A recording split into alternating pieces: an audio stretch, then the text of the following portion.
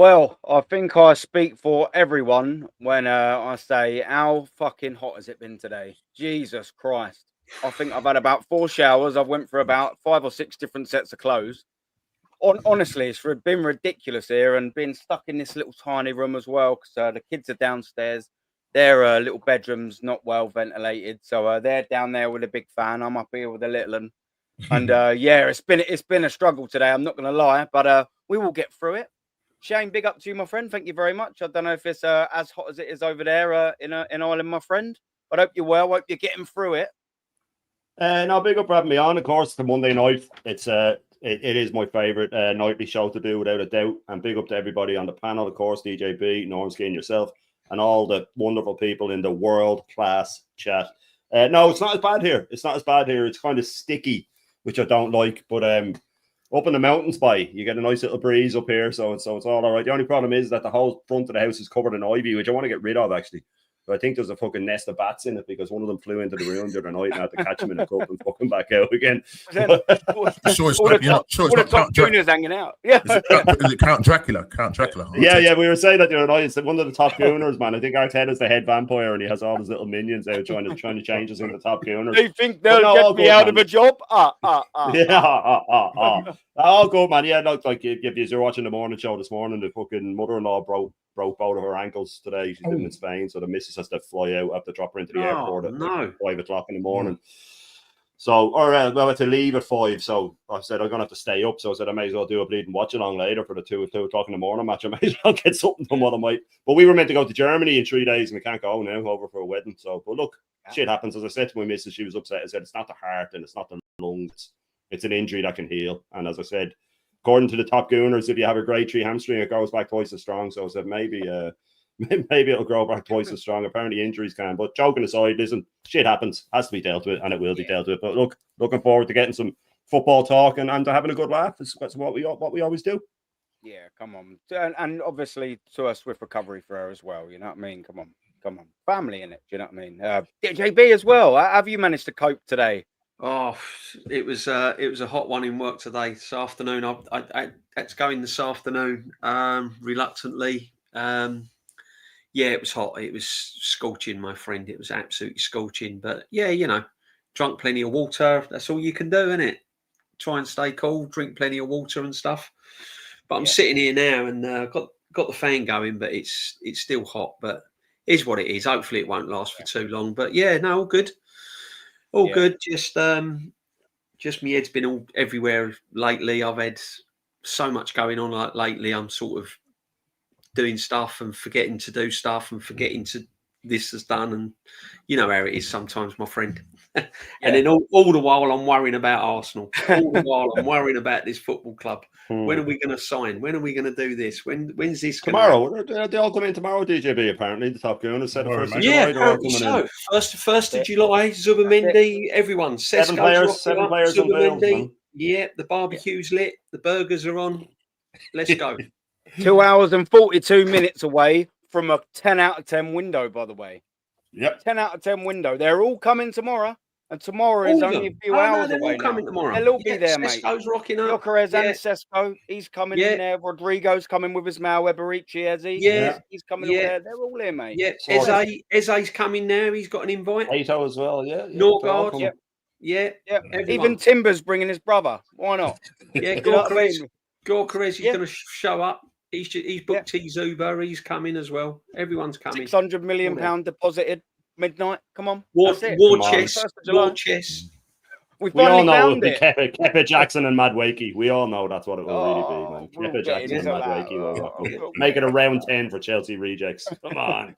Kepa's bought the sausages and Norgard's bought the buns. Yeah. And everyone will end up getting poisoned, wouldn't they? You know it. Come on, man.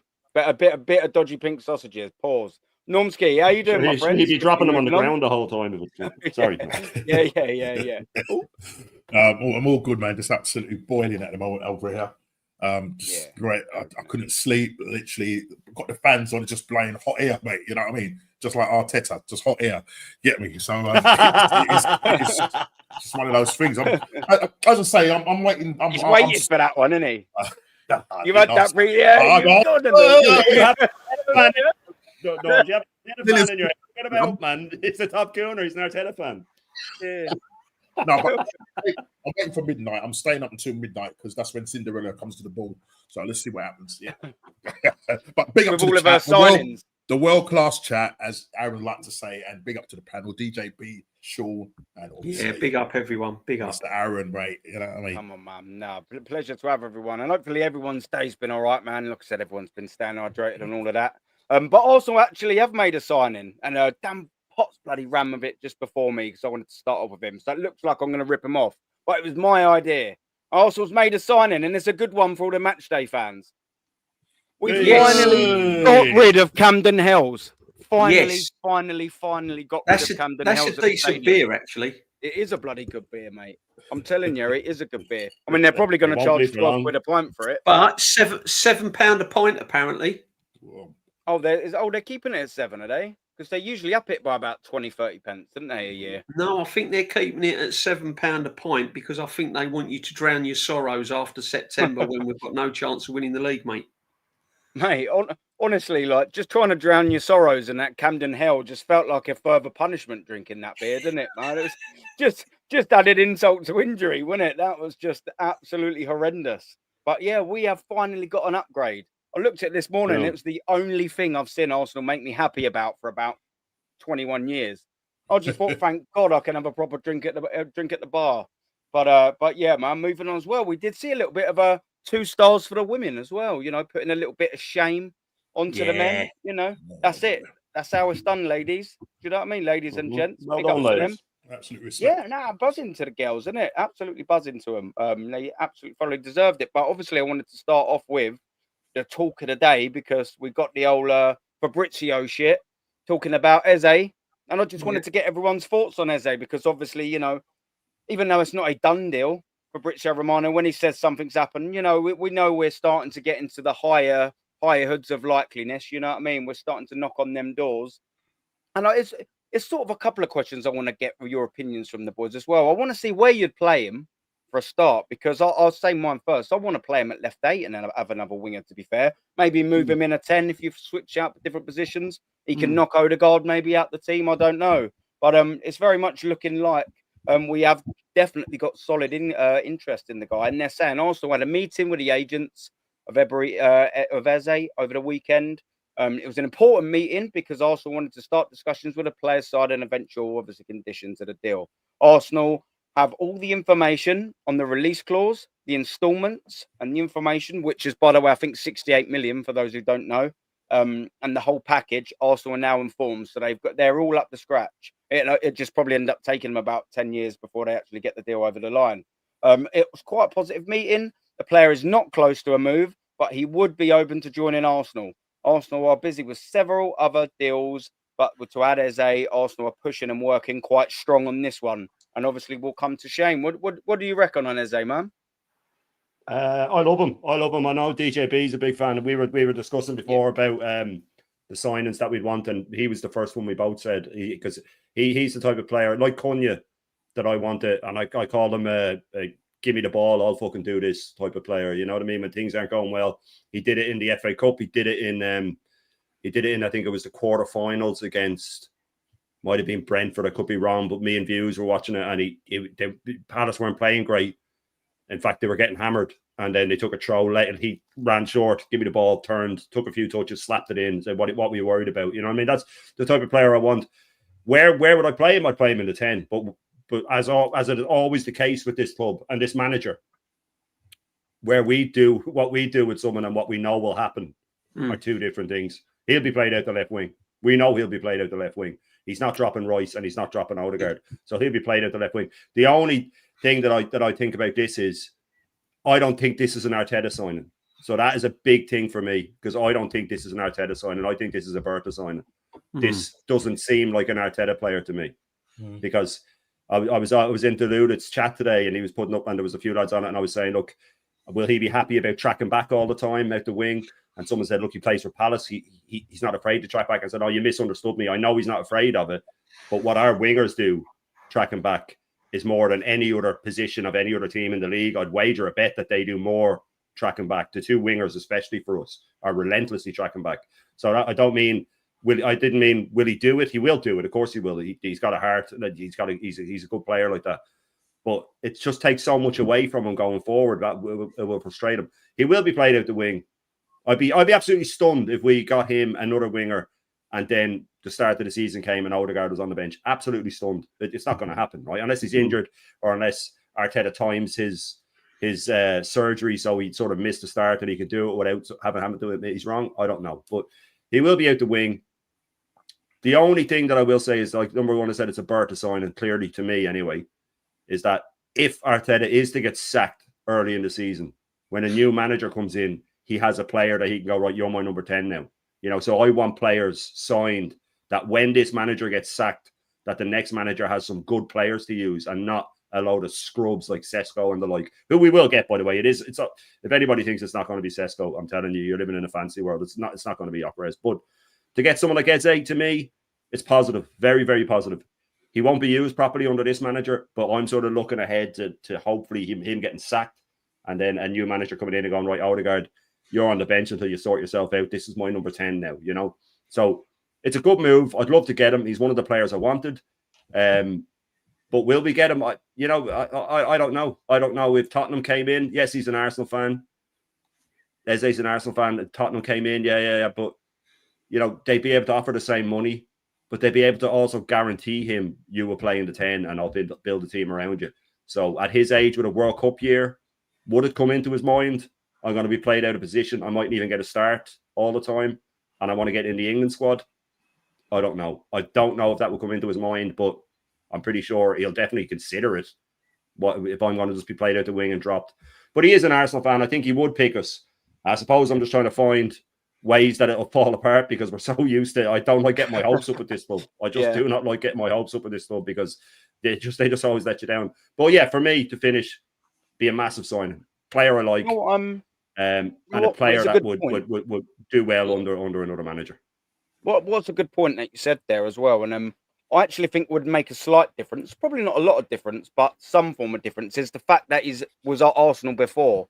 I think someone that probably could have the come back to Arsenal and prove the point sort of thing. Do you know what I mean? I don't know if he does support Arsenal. I think he does. I just don't want to say it for certain. I think he does. I know he's come through the academy, etc., etc. But he might want to come back and prove a point. Yeah. So that's what I mean. So I think if you were sort of asking us sort of as Arsenal fans, would you sort of play for Arsenal, you know, and get this opportunity at last, but you might be playing here or there a little bit? I think that would probably sway his decision to choose. And especially, I mean, if the other choice is Tottenham, do you know what I mean?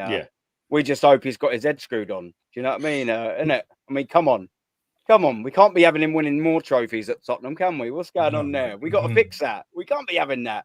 DJB, I know you're a big, massive fan of Eze. Yeah. I mean, this is the signing I want 2 seasons ago. I wanted Arsenal to go and get this guy 2 seasons ago, along with Elise, because I thought Elise would also bring us something different and challenge, you know, be brilliant backup for Saka. But that didn't happen. And then for some reason or other, Eze didn't happen.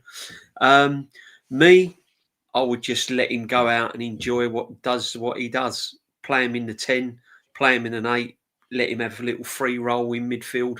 He's just the sort of player we need to just roam around and go into those little pockets that Dennis Bergkamp used to do. And that's what he can do. You know, he can find little on the edge of boxes and find little sort of pockets here and there in between the defence and the midfield. And that's where he does his thing. Sometimes he pops up on the left, sometimes he pops up on the right, sometimes he pops up in the centre. And we haven't had that. We haven't had that player that just roams around and he's hard to pick up since Dennis Bergkamp, really. Because Bergkamp used to drop, didn't he? And he used to find little holes and that. And this is what this guy is absolutely brilliant at doing. You see him do it for Palace week in and week out. You know, I mean, you see his goal in the FA Cup where they cut it back and he arrived on the edge of the box. You know, he's done it loads of times, or he's arrived in the box. So he scores goals as well. He's intelligent. He knows the Premier League. He knows what he's doing. He's experienced. I don't think I'd play him on the left. I think I'd play him sort of in the 10. I said that. I think Odegaard needs to be challenged. I think Odegaard needs to be dropped because he ain't doing what he's meant to be doing. Or if you had a really cute manager and you had a proper manager at the club, you'd put him in the 10 and put Odegaard in the 8. Then you've got 2 creative midfield players in there. Yeah. And then you could have Declan Rice and Zubamendi as your kind of holding, if you like, if you want to do that sort of thing. But all depends what attacker he gets. Because if he gets Cesco, which he definitely wants, is Cesco going to play more on the left-hand side? And if so, where is Eze going to play? Because he ain't going to drop Odegaard. And Eze, see, this is another thing Eze is going to weigh up. Eze is going to weigh up on, well, who's he going to sign? Am I going to get game time at Arsenal? Regular game time? Because if he goes to Spurs, he'll be the main man. And he'll play with Maddison. You know? Whereas if he goes to Arsenal and we sign Cesco, and Cesco's popping up on the left, he's then got a decision to make whether whether Arsenal's captain's going to be dropped by this manager, who he thinks the sun shines out of his backside. Ain't going to happen. We can only hope. Yeah, this is where Eze is going to think to himself, well, hang on a minute, let's see what Tottenham had. This is only my opinion, but I think this guy will weigh up his options. I don't think it's this Arsenal snobbery again. Oh, just because it's Arsenal come calling, of course he's going to play for Arsenal. Why wouldn't he? Well, we haven't won anything. We've got a manager that don't know his head from his backside. We still haven't got a striker. And, so he's going to weigh up his options. It's not automatic that he's going to be automatically coming to Arsenal. I'd be absolutely gutted if we don't sign this guy, because if you play this guy in the right position and you give him the free run that he has on occasions in games, he's dangerous. He's hard to pick up. He's hard to mark. Yeah, very tricky. Yeah. But I think as well, D, playing him there and knocking out the Odegaard position, I think not only obviously, Declan Rice is probably going to play at that left 8, but should he not, you've always got Miles Lewis-Skelly there to come in. I think exactly. it just there's options. Definitely more options. Now, I have been a little bit critical, and I'll only try and not contradict myself here, because I don't believe he should be a winger, Eze. I believe we should still be getting a Rodrigo Lookman. No, there's no way he should play with him. Yeah, but he will be played there, though. That's the point I was making. He will be played there. We know he will. You know what I mean? That's the thing. So I'm quite happy for him to be versatile. And this is why I wanted to make sure I got my point across, because it would have looked like I was going to contradict myself. I'm quite happy that he can play there. But when it comes to an actual winger, I don't want an Eze as a winger, who's a midfielder, who's this and all of that. I want a geezer that's double rapid, knows how to beat a player, and can make a pass. Yeah. Do you know what I mean? He's got end product. On the flip side to that, Aaron, in all due respects to Martinelli, if Martinelli did stay at the club and he had someone like him, do you know what I mean? Playing sort of more central, it might. You could probably play Martinelli on the left, because it would bring the best out of Martinelli. Then you've got Odegaard, Saka on the right, and you've got these two. You know what I mean? So there's plenty of options, but it comes.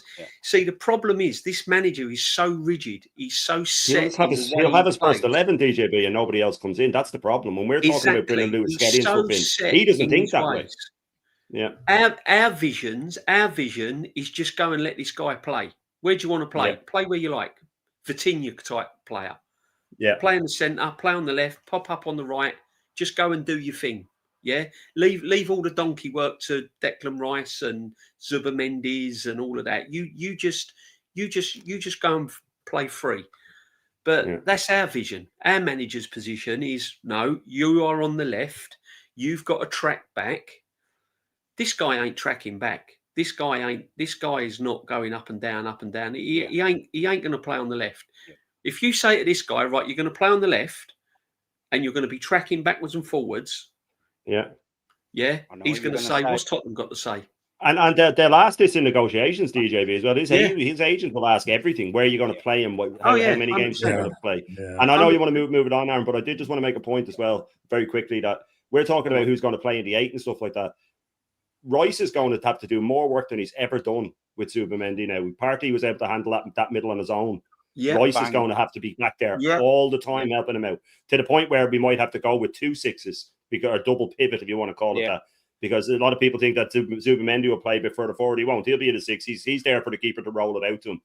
And Rice is going out, and Rice will be the big injury next season. He'll be the first big injury next season. His hamstring will go or something will go because he is going to be covering every inch of grass, trying to make up that we're so unbalanced.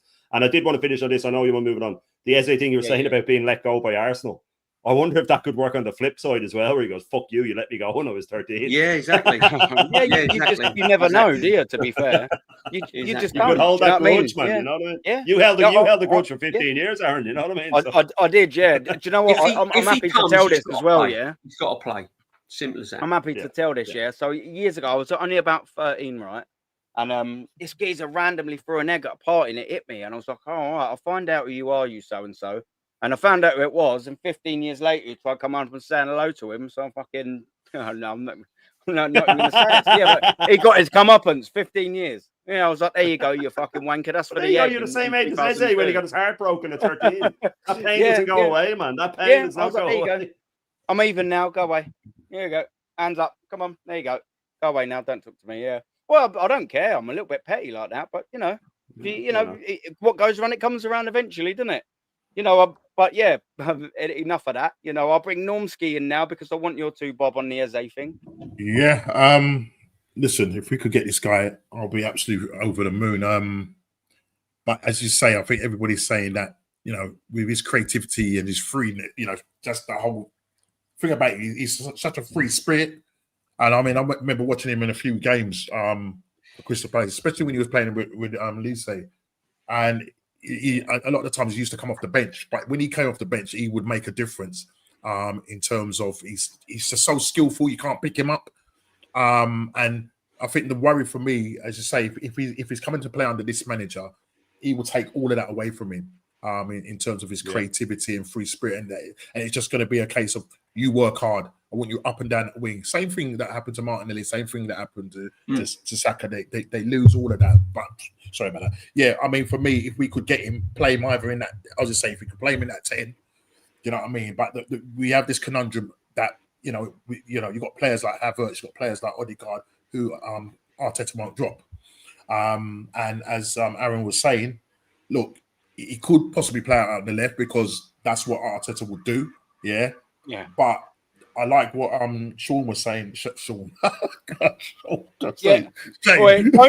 acting level's 100. Alrighty, gal. You want to know? You want to know something? You want to know something? Normski's going to the Oscars with a gal, isn't he? Come on. You're a liar. You're a liar. You're lying. Stop it. No, sorry about that. I got Sean in my brain. No, Shane. Oh, What sorry. shade? It's the hot weather, Normski. It's the hot weather, mate. I'm telling you, mate. Everyone. What Shane was saying is that I like, you know, that the problem is that we could end up with Declan Rice having to do two people's work because I said it on another stream as well. I think it was on Shane's stream about the fact that losing Partey, Zubimendi coming in into the fold, he's gonna have a baptism of fire. And I think what would probably happen is that it would be an idea to play Partey, play Rice and Zubimendi. And if Eze was to come play him as an 8, that would then free up Martinelli. If you go back to that 22-23 season with Granit Xhaka, where he moved him much further, advanced him much further, you saw what happened. Martinelli ended up with 15 goals. So having this guy who you just can't pick him up. And he's such a skillful player. You saw what he did against Man City in the FA Cup. And he's the main man. And the only thing, as you said, he got kicked out when he was 13. He could determine and say, well, stuff you. Do you know what I mean? I hope he doesn't go to Tottenham. I really do hope that, you know, he does, you know, because listen, I'd say Fabrizio's outside something to say, your ears do prick up. Do you know what I mean? Let's hope now they can push it through. The interesting thing as well is that I think, Aaron, you said, he's around about the £68 million mark. He's 27 years old. That's the same age as Gawkarez. Now, if they are prepared to go down that road, so what's the difference with Gawkarez? Do you know what I mean? You know, Gawkarez scoring 50 plus goals. You know, can you imagine having front three Gawkarez, Eze, and Saka? Mate, that would be lovely. Do you know what? I can sort of tie off on that point quite nicely, because we're 5.5 years into this ridiculous process of Arteta's, And like at the start, Project Youth, isn't it? Project Youth. And then, when we get towards the end, we sign established players. we're there now looking at a 27-year-old Eze who's established in the Premier League, a 27-year-old Gawkarez who at the minute is definitely the most available lethal striker available on the market, but they're too old for us now all of a sudden, Norms. They're too old. They're 27. At this stage, they're the exact players that we should be going for. The exact players. It's almost inarguable, unless, you know, a Cesco was 21 and putting a Gawkarez sort of numbers in. Then you'd go, all right, well, yeah, if he's putting the same amount of numbers in there and he's 4 or 5 years younger, then you go, all right, but I mean, he's putting in 60% less numbers in. And that's what Arsenal Football Club need. It's madness, isn't it? Yeah. No, you're absolutely right. And that's what's the baffling thing for me. You get, you know what I mean, why are they looking at Cesco, knowing that, you know, I mean, we heard Mr. Tom C, Shane's favourite top Gouda, talking about, that Gawkarez and Cesco wouldn't even come in and up evil my man, because I didn't. Yeah, Havertz. Havertz is better than him, which is absolutely crazy to think that. I mean, it just shows that these guys are willing to protect this manager at all costs. The fact that this manager won't drop him means that basically, you got Gawkarez who's listen, Havertz, the 2 seasons that he's played for Arsenal, scored a total of 29 goals. Yeah, 2 years has been. No, that's just. I think that might be in the Premier League. I might be wrong. I saw a figure of 29 goals, but then you look at Gawkarez, 1 season, 39 goals. That must be all. I mean, check that out. I mean, I might be wrong. Yeah, I might be wrong. If you, it could be his highest ever scoring. Yeah, his highest ever scoring, 13 league goals, and I think last year wasn't he still the highest scorer with 9? Yes, He might have 22 league goals for Arsenal Football Club. Gawkarez. That's right. Yeah, and then so you're right. Yes, that's all comps. Yeah, Gawkarez has got it in half a season. Exactly, and that is just in the league. Yeah. So how can people turn around and say that he's not going to come in and take Havertz's place? But this is what they're doing here right now. You know what I mean? That he's the main. They're essentially saying that Havertz is the main number 9. So it's almost like there's no room for these guys to come in and take his place, which is absolutely crazy. And that is the problem that we're facing right now. You know, you've got the Havertz situation. And he's not going to want to drop. He's not going to want to drop Rodrigo, his captain. So this is where we're getting stuffed at the moment. Yeah. Do you know what? It would have been mentioned before as well. But do you know what the biggest worry for me is? And I'm sure every single one of you on the panel and in the chat would have heard it. Well, one of us anyway at some stage is that he signs Eze, plays him on the wing, and then brings Kai Havertz down as a midfielder. And then there we go. His job done. He won't bin him, will he? No, he won't. He absolutely won't. He'll squeeze him in this team, even if it's at goalkeeper. He'll squeeze him in. Yeah, he'll put him in somehow, wouldn't he? Yeah, but do you know my worry as well, Aaron? Sorry to butt in, but my worry is crack on, mate. My worry with this manager is, and I agree with Shane. I think this is a Berta kind of avenue, not Arteta. Otherwise, Arteta would have gone and got him 2 seasons ago. Yeah. But my biggest worry, if we get Eze and Zubimendi, my biggest worry is that he won't push for a number 9 and he'll play Eze, someone on the left, and Kai Havertz is still his number 9. That's my worry. And that, so if we do get Eze, don't be. What I'm saying is, don't be surprised. Don't be surprised if we don't end up with a striker. A proper striker. Yeah. Wow. So the wage budget is too tight at the moment, apparently. So if we're getting Eze in and we're getting Zubimendi and we're getting Norgard and we're getting all these guys, he'll think where's the wage budget to go get a Cesco or a Gawkarez who will look for 280, whatever they're looking for? It ain't going to happen. It ain't going to happen. He'll think that he's got enough. He'll think that he's got enough because he's got Marino that he's tried up front. That's what he'll say. In the press conference. He's got Havertz. He's got his Odegaard. He's got Saka.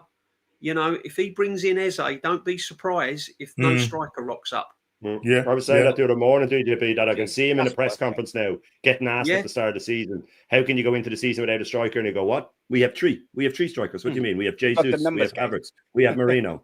You know what I mean? I can see him doing that. I could see him doing it. Yeah, absolutely. Just quickly to butt in, 42 likes, get them up for a start, and every single one of the panel's links is pinned. So make sure you give us subscribe to every single one of the legends. Sorry, I just wanted to get it out there. Go on, D. Sorry to interrupt you, bud. D. Sorry, mate. Sorry. No. You broke up then, mate. No, my computer's playing up. Go on. What did you say? No, yeah, sorry. No. I interrupted you with a likes thing. I just didn't want to carry your flow. You continue, my friend. No. As I said, I mean, this is what I'm thinking. I mean, I'm just annoyed, really. We're going into the 1st of July tomorrow. And I said it on my stream earlier with Kenny Ken, that I can't believe that we have not made the striker a priority. And as much as I want Eze, as much as, we're linked with all these other players, which is pie in the sky, I would have thought the first priority would have been to get the striker. I still can't believe we haven't gone to Leipzig, to Cesco, because that's who he wants, and just gone, look, here's the money, this is what we want, blah, blah, blah, blah, and get it done. And then bring your Eze's in and all of that. Because at the moment, we're looking at Eze as our main signing. And if he ends up our main signing, as much as I rate Eze and always wanted him, it ain't going to be enough. No. You cannot tell me that Eze is going to be our main signing, because that's what I fear with this football club. If Eze comes in with Zubimendi, I just fear that they're going to put him as our main signing of the season, stick with Havertz, with Marino, and I think that's how we could easily line up. Yeah, I really do. That'd be a disaster, honestly, especially the scenario where we don't get a striker. Like, surely then that's where Berta would have to step in as part of his job and just go, no. Like, we are getting a striker. I mean, it's absolutely criminal. We've allowed ourselves to go a decade without signing one under this manager. It's just as more criminal not replacing Aubameyang than 2.5 years. The amount that we've invested in the forward line's a borderline joke. Literally the equivalent over 5.5 years is the same price for Nicolas Pepe, by the way. Oh, yeah, and what happened to that strike force that he inherited? Oh, yeah, he let them all walk away for free. But we're tied up with wages, Aaron. This is the problem. See, when we put Havertz on 280 grand a week, he set the bar. He set the bar. Yeah. So if we're talking top strikers, they're not going to come in and demand much less than Havertz. They're not going to turn around and go, hang on a minute, you want me on 150 grand a week, but I'm a striker. You're playing a midfield player 280 grand a week, 9 goals a season. I'm banging in 30, 40 goals. So this is what's happened. We've tied ourselves. You got Jesus, 250, 260 grand a week. He ain't going to kick a ball till the end of January. And yet we're getting rid of letting Party go on a free. This is how this club rolls. It just doesn't make sense. It's madness. Absolute madness. To be fair, and I'm willing to give Nate a chance, because I'll go into some chats, and I'm giving him a chance, So he comes into the chats that I'm being in, and we don't have the same opinion whatsoever, me and Nate. But the point that we're making, I think you're missing it, so I'm happy to explain it to you, bud. And you're saying, how can you say we haven't made a striker a priority? I'll summarise that very, very quickly. That we haven't signed one, but signed 4 other players in front of him. That's literally it, bud. Exactly. And you might say, oh, they're squad fillers. They're not squad fillers. We're actually lower on numbers with the signings that we've made so far, assuming that they will get done, excluding Eze, of course. The very fact is the priority signings that Manchester City want, they got done halfway through June. And Liverpool. Priority signings and Liverpool. And then we also can't go, you can't flip-flop over to the other side and then also say, okay, cool, but Spurs have had a slow summer. Newcastle had a slow summer. And then also say, oh, but we're not competing with them. So we can't have it all our ways. If we want to say we're competing for the title, then we're competing with Liverpool and Manchester City. And so far, our transfer window has been nowhere near theirs. We were behind both of them at the beginning, June the 1st. After June the 16th, we were a million miles away from them in terms of business done, where they're trying to elevate their squad. I'm sorry, you can't tell me Zubimendi and Norgard, that doesn't even elevate our own midfield, and we spent 65 million on it. Then you're signing an unknown 20-year-old centre-back, which I'm not going to be too critical on, to be fair. He's young, he might come in and do all right. I'm always a bit more patient with the younger sort of lads when they're coming through, mark opportunity, whatever. And then obviously I can't think of the other signing was the Kepa Arrizabalaga. So you're making 4 signings in 4 different positions before the striker, then the striker hasn't been prioritised, is it? And that for me is just the logic I go by, and I think probably the logic I think a lot of people would go by. I don't know. Yeah, we've seen the headlines all summer, but nothing's been done. No, we've seen the links. The problem is they've been brainwashed by certain streams and links and media saying done deal. Yeah. Gawkarez in London, done deal. Cesco, Arsenal get Cesco. When they see these great big headlines and big titles, they're convinced that we have made it a priority and we've signed a striker. We are closer to We are closer to signing Norgard than we are Cesco. Yeah. Than we are Gawkarez. Now, to me, that's not a priority. If it was a priority, we would have had a striker on the 1st of June, like Man United when Cunha rocked up. Yeah, and when you see the word headlines, when you see someone seeing all the headlines, you have to remember who's behind the headlines. Why would they put these headlines up? It's all for benefit. They're putting up headlines they know you'll click into. If they have a picture of Rodrigo wearing an Arsenal jersey, you're going to click into it and go, oh, he's coming. If they have a picture of Cesco, if they have a picture, they know. And then they go, what do people want most? A striker. Okay, so I'll go with the forward players. They're the ones I'll go with. They don't get they're not too pushed about the Norgard ones. They're not too pushed about the Kepa ones because nobody gives a shit. But if it's a forward player, what do Arsenal need the most? A forward player. Okay. Yeah. Get me a picture of Rodrigo, stick an Arsenal jersey on him. I'll say, Rodrigo, nearly done. You're going to click in headlines. Yeah. That's why the Sun have headlines. Until I see them with the jersey, until I see really solid rumours, even with the Eze one, I'm not even going to get excited about it. Because Fabrizio, he's normally close enough, but I mean, until I see real serious movement, until I see a Sky Sports with the yellow bar, I ain't getting too carried away. But listen, I mean, it's like Nate saying there, like we literally heard about Eze 3 days ago, you guys are overacting again. We're not overacting because the simple fact is this manager's linked with Cesco over a year ago and he still ain't even come across the line. So it's not an overreaction. This guy was linked. This guy knew that he needed a striker 2-3 seasons ago and he never signed one. Yeah.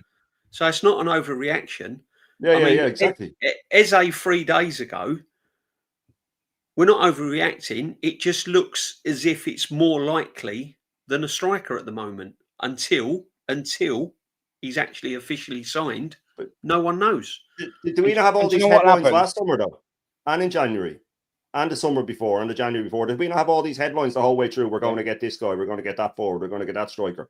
So why are we're not getting carried away. We're not overreacting because we've had this for about 6 transfer windows. Arsenal are definitely going to sign this number 9. Arsenal are definitely going to sign that number 9. And it's never happened. Yeah. So why would we get excited for yet another one? And yet City signing, City signing Marmoush. City are doing deals in January. City are doing deals early in the summer. All signed, all playing, all out doing their Club World Cup. Yeah. Balling out. You know, and you know what as well, D? Eze, if there is any genuine legs in that, I bet you Eze signed before a striker as well to disprove the other point. Yeah. So then that just disproves your other point. Like, you know, what I'm saying. With the priority isn't a striker. I would love, honestly, Aaron, I would love Cesco to rock up this week in July because we was all promised, weren't we? What was the narrative back in January? Oh yeah, the reason why we're not spending in January is because we've got this war chest in the summer. We're waiting for the summer. We're waiting for the summer. Well, the summer's here. It's the 1st of July. Exactly, and that's the 1st of July we're waiting on. 2 hours and 7 minutes away from the influx of signings. We've got this war chest, guys. £300 million. All this money we've got. Oh, the reason why we didn't. Yeah, but you went for Watkins in January. No, we didn't. No, he didn't. 34 million. You mad? He was sticking to his Cesco. He was sticking to his Cesco thing. He wanted Cesco. He wasn't getting Cesco for about 2 seasons. You know what's funny as well, which is genius by the Arsenal PR for dragging this out, is that DJB just said it there, and I caught myself saying it earlier. I hope we get Cesco. 2 months ago, we were all saying, "Do not sign this guy," but they've starved us so much on the forward that we're actually looking forward to Cesco now. It's so clever because I use that analogy on my stream all the time that if you're starving and someone throws you a cracker, it's an Eddie Murphy thing, and you eat it, you're like, "That's the best cracker I ever had." But you know what I mean? And then, if they keep throwing you crackers after a while, you go, "This is just a regular old cracker, man." You know what I mean? That's what's going to happen with Cesco. We're going to get starved of a striker, and Cesco will come and go, "Yeah, we got Cesco," About six games into the season ago, he's just a regular fucking shit striker. What were we getting excited about? And So it's clever. That's a clever thing to do as well. Keep starving on a striker and then throw any striker at you and you'll go, yay. Exactly. But you know what will happen with this club? It'll be deadline. The clock will be ticking towards 11 o'clock. And it'll be Calvert-Lewin. And it'll be all last minute thing. And we'll end up with someone literally Calvert-Lewin, random. man. He's going on and you just think, what the F is going on here? Calvert-Lewin and Madueke. That's who we'll rock up with. Sterling. Look at the signings we've made last minute. Yeah. So why are we overreacting when just look at last summer? Just look at last summer when he let all these forward players go and we were told, oh, he's definitely replaced them. Sterling. Yeah, exactly. You know what I mean? You couldn't ride it. So you can understand. What's in the Chelsea dustbin? What's in the Chelsea? I'll take Sterling. Yeah. You can understand having a little rummage, reacting a little bit because we've been starved of it all. Yep. It's so crazy. We get excited when you get a scrub rolling up. You go, okay, at least he's a forward player. Like we're saying about the strike, and this is what do you know? What all like be a real mudding wake up call, and we don't know this for fact. We just go on the likelihood over a player that's proven over the same distance of time to score significantly more goals. What it will do is he'll come here because not only has Cesco proven that he's declining over the last 3 seasons in terms of output, he also has proven that he actually gets worse when he moves to a better league. So there's a couple of things that we can go by. I know, yeah, but they don't want to listen to things like this. Do you know what will hit home real quick? And I'll say this specific for any of that side of the fence sat in here. What'll happen is after 6 months, he'll be on about 6 Premier League goals if we get Cesco. And then you'll all be going, oh, yeah, this geezer ain't very good. And then you'll wake up and realise Arsenal have replaced 2 13-goal-a-season strikers with another 13-goal-a-season striker. Oh, yeah, guess what? We've also given him 200-odd K, which means our front three that can't get more than 14 average goals between them are on probably 750 to 800K a week, by the way. Can't get rid of them. We can't get rid of either of them because now they've lost the transfer. And guess what, D? And guess what else happens, D? And this is what everyone keeps forgetting. And I push this every single time I say this. If Cesco doesn't bang, which I hope he does, by the way, but if he doesn't bang, guess what's happening? We are not getting into next summer and they're going to go, oh, yeah, here's 150 million. We'll fix it for you. We're stuck with him. Yep. We're stuck with him. There's going to be no Gawkarez available. No. There's going to be no one else is available. No. And do you think if Isak stays at Newcastle, do you think that he's going to be going, oh, I'll tell you what, I'll go to Arsenal. And then we give him another 250, 300K a week, and we'll have 4 strikers on the books for about 7 million a week. I mean, look, they just seem to forget this, that whilst we can't predict the outcomes of both of these players, yeah, we just can't. But it's a statistical likelihood based on historical things. You'd probably put your mortgage on the 89 goal as league striker over the last 3 years than you would the 43, wouldn't you? Yeah, you just would. Yeah. You just would. It's not rocket science. It's not difficult to say it. And they just don't think of what the outcome is. They'll just go, oh, yeah, well, yeah, maybe he ain't actually that good. And they'll be like, well, yeah, we ain't going to replace him for another 5 years now, you plonkers. Like, or it'd be another narrative, give him time, give him time, because obviously people are going to be calling for Arteta as we do. And they're going to say, well, listen, it's not down to Arteta. He needs more time. And it's just we're going to revert back to being this project. Like 2 years, and that's why we don't want to be signing a project striker. Yeah, because that will be the excuse, is that he needs time to hit the ground and whatever, and it might take him 2 years to get to those levels. And as you said, every league that he's gone from, as the league gets harder, the goals go down. So he's coming to the Premier League, mate. He doesn't know what's coming. He really does not know what's coming, mate. So, and the other thing as well, though, Nomps, as well, is what we can't predict. We can't predict what striker's going to come in. He may come in and score 20 goals. We don't know. Yeah. But what we do know is that this manager can't get the best out of a striker because Jesus, he works with at Man City, his signing, Jesus comes to Arsenal. What's he done? He's had little moments. What's his best tally? Little moments here and there. What's his best tally for Arsenal? Well, he hasn't coached him, and he hasn't got the best out of Jesus. Jesus. 13, both of them. I think, wasn't it? Literally, both of them. Havertz and Jesus, best league scoring for Arsenal. 13 goals. There you go. So they're on like 500. They're on over 500K a week joint income, and they've bagged a total of 26 goals. Let that sink in, chat. 26 goals. That's over 500 grand a week. combined wages. I'll go one better for you, DJB. I stumbled upon this the other day. Bruno Guimaraes and Tonali combined are on the same as Havertz a week. Absolutely. Two of the best midfielders in the country.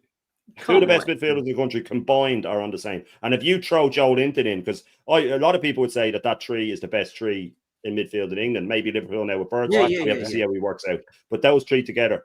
So if you add in all three of them, right, they are on, the three combined are on 150 grand, 120 grand a week more than Havertz. So he's on, all three combined, it's only 120 grand more a week than Koi fucking Havertz, man. Zinchenko was on the same as Villa's highest paid player. This is what we're doing at this club. We have to pay this massive wage to bring in decent players, or so-called decent players, or players with a bit of a reputation, because we are not seen as a big club anymore. And why are we not seen as a big club anymore? Go to all those mutant channels that we've mentioned, all those Cantons, all those Semi-U's, all those, well, no, it's not so much a gal, but all those AFTVs, they daily lower the standards of our club. They lower the standards of our club every single day by saying, you know, you should accept the journey, you should accept this, you should accept that.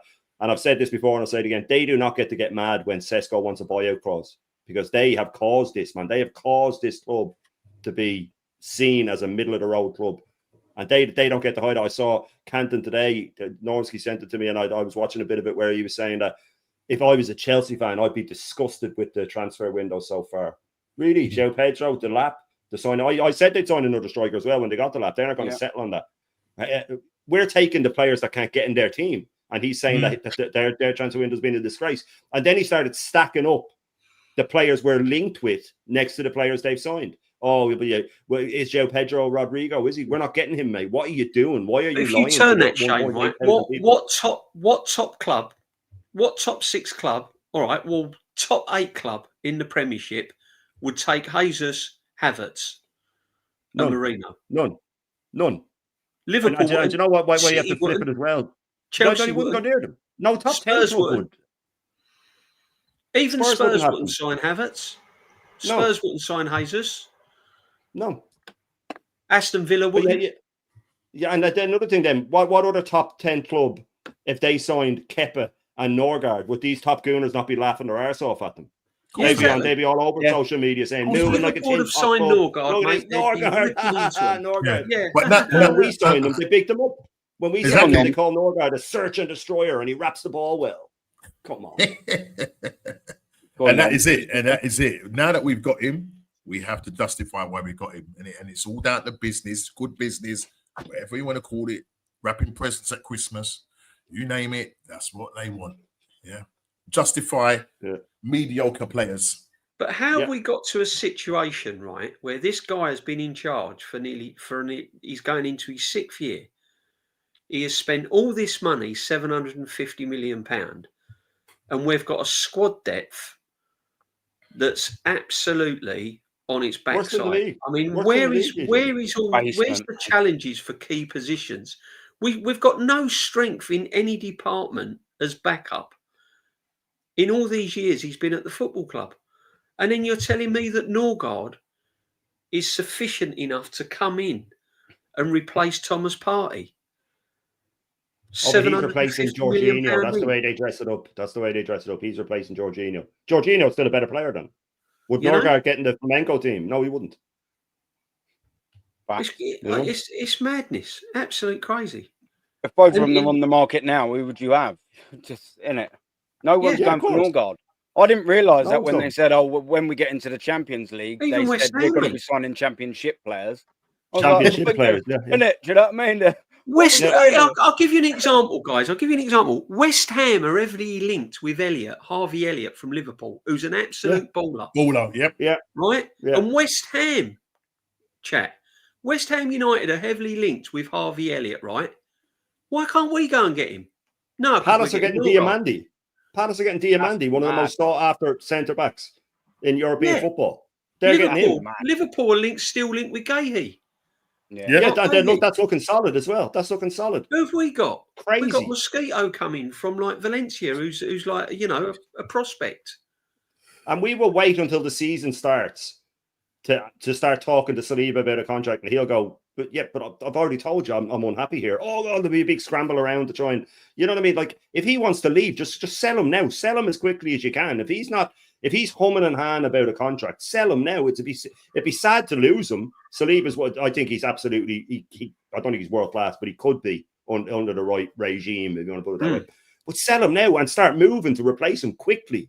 You know what I mean? We should have been in for Gahey. We should have been in for your man Howson. Get them in. Like I said with the Partey thing, I wouldn't mind this Zubimendi deal if we had kept Partey for a year and brought Zubimendi in and edged them into the fucking team like a normal fucking manager does. He's going to get thrown right into the deep end. He's going to get absolutely crucified the first 3 games of the season. I know I'm repeating myself when I say this, but I want people to know he is going to get crucified the first few games of the season. They're going to high press him. He's not used to it. He'll make a mistake. The crowd will be on edge.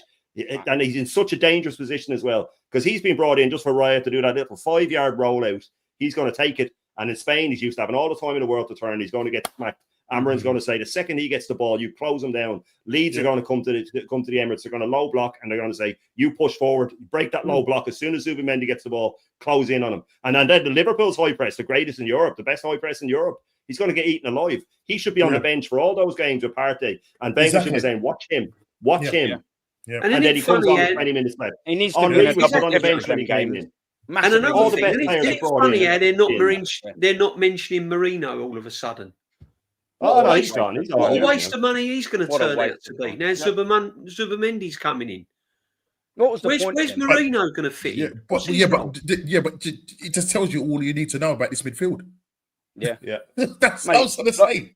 Norms, like I always say, we've spent 400. If you include and exclude Eze, right? He's not in it. But if you include Norgard and you include Zubimendi, £414 million on midfielders alone.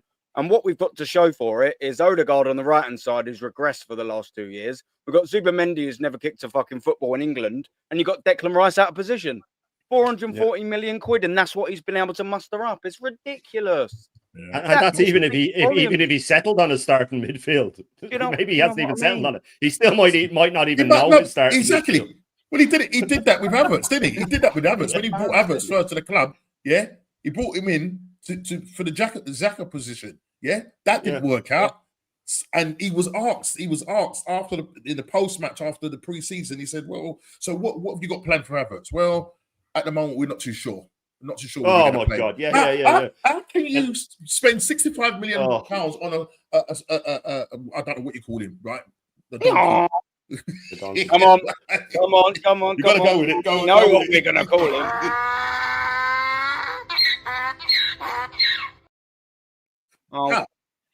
And the guy comes out and says, "Well, we're not too sure where we're going to play him." How can you, as a manager, that wasn't paid 15.6 million, but based on that, he's now being paid 15.6 million. That is ridiculous, man. You cannot go into a season unprepared and not know where you're going to play the guy. And again, by accident, we talked about your show last night, DJB. All of these guys that are playing all fell into their position by accident. None of them are in their right position because when you brought Timber in, you brought him in as a left back. He's now playing the right back because Ben White is in. You brought in Calafiori as a left centre back, because you thought Gabriel was playing, Well, that didn't happen because all of a sudden you didn't want to play what's the name, Bart Simpson there because he's a liability, You didn't want to play. Well, you couldn't play Calafiori because yet again he's injured. So what was Skelly's way into this team? Oh, well, listen, I know you play as a 6, but the only way you get into this team is if you play as a left-sided left back and come in, you default. By default, isn't it? This is the position we need. It just so happens that he has all a left the positions. It's all default. It's only Raya, and maybe actually Raya probably does actually. But even Ben White at right back was default. Raya probably is a midfield player. We didn't know. Raya's probably a striker. But even Ben White at right back was default. Bought him as a centre half. Yeah. Kevin Saliba's number. Mate, you can run through the old team, boys, So, let's go back to the windows, right? So, you got last summer, we signed a left-sided centre-back. We play him left-back. Then we sign a left 8, and we decide to play him up front, So, then what do? We'll go back another season. We sign Timber and play him at left-back and probably ruin his career. Push him back on the field at Nottingham Forest. Tala, you won't ever be the same again. And then we comes back for a whole season. Oh, yeah, we'll just ruin you again. No problem. Double ruin. Then also you got Declan Rice. Oh, now all of a sudden he's a left 8, not a CDM anymore. All right, cool. Then you also got Kai Havertz. He's a midfielder. He's turned him into a striker. Shall we go another year back? Do you know what I mean? You've got Zinchenko, a midfielder that he plays left back. You've got Jesus, who ain't a striker, that he plays up top. You've got Ben White, that signing, he plays at right back. Like, you can just keep going on. This is almost the vast majority of this man's signings since he's been at this football club. And he don't fucking play any of them in their position. We're sitting there wondering why, it ain't clicked or took a little while. Just play them in their fucking position. That's what I sort of say when we're coming on with the left wings, and I'll sort of mention it with this. Forrest Gump settings, isn't it? Life's like a box of chocolates. You never know what you're going to get. I'm sure he rolls the dice. He's got 2 dice, Mikel Arteta. Yeah. He's got position and the player, and he just rolls it along there. And Sorry, Odegaard's your left back the next month. Do you know what I mean? Yeah. He signed Jesus. He signed Jesus, and he had Martinelli, who was a striker. And Jesus isn't a striker, and he put Martinelli out the wing, and he put Jesus up front. You know what I mean? Like, you can't write it, can it's just comical. Look. It's comical. He's trying to act like I'm a genius. That's his whole thing. Look what I did. Look what I managed to do with this player and that player. I'm not annoyed though. But listen, if this guy had in-game management nous and he knew how to change games, then I can understand him playing players in certain positions. And I think to myself, okay, Odegaard's popping up as a number 8 now. All right, okay. Wow. Yeah. We're losing the game. We've got to get back. PSG, for example. Yeah. I've said this before. We're going out. By the way. The biggest game in one of the biggest games in recent years for Arsenal Football Club. We're going out. You might as well lose 2 or 3-0. We're out. Yeah. Try something different. Try different. Try and throw the. Well, we did literally throw-ins. Yeah, we waited 5.5 years for him to fucking play Rory Delap. Let him start thinking. Hang on a minute, Jesus, what's he doing here? I've got to drop Vitinha back now in defensive midfield player now because he's put Sanso there. What are we doing here? He don't try anything, and it's going to be the same next season. Oh, of course it will be. While this manager's in charge, it's almost a waste of time. We'll still attend the games because we love the club. But we all know that he ain't going to do anything here. The best thing we can hope for is he gets sacked ASAP and he doesn't. This is why I want him to have all these signings. Detrimental damage to this football club when he leaves because he's doing it already. I mean, just look at the wages alone. He's crippled us for future transfer windows. Look at last summer and look at the summer before that, which was the Kai Havertz summer and the Timber summer and the Rice summer. We spent big and it crippled us last year. So what did we do last year? We signed 2 crap players that don't even get in anywhere near the squad this year, and he puts them on 130 and 120k a piece. You can't write it. But this is why I want him to have all these players. I want him to have all these signings. I want him to have his Cescos. I want him to have all these Norgards. Let him have all what he wants. And go and make it work. And when it all goes tits up, I want to know what the excuses are. Yeah. Oh, there's a Bible of them. They'll go, oh, boys, what excuse will we use today? And they'll just flip it across. Oh, look, page 412. This one's a belter. Yeah, that's it. We just run with this, isn't it? Yeah. Yeah, it's the first hole, yeah. Bert's going to be the full guy. The fixture list, that's going to be a big one. That's going to be a big one. They'll use that. Well, they'll use injuries because there's going to be a bucket load of injuries next season. That he caused from last season. Yeah. They've never seen you say that to them, they go nuts. But look at the great 3 hamstrings grow back twice as strong, so we're all right, man. We're going to have a load of fucking $6 million men running around the pitch next season. What we're doing here, isn't it? Do you know what I mean? Like Arnold Schwarzenegger's just bouncing around the pitch with their big old muscles because they get them injured and they grow back twice as quick. You almost can't write it. That's like, I worry about mental health of some of the people, man, if that's what they're coming up with. But we're saying about left wingers, and I wanted to obviously get into this geezer because we're talking about, for the loads that don't know what we're talking about, but we're talking about Eze, and we all pretty much as a panel here are in agreement that he shouldn't be our left winger, but we definitely want him in the squad to either play that left 8, depending on position, maybe knock Odegaard out, which would be a phenomenal thing to do. I'll take that all day and twice on a Sunday.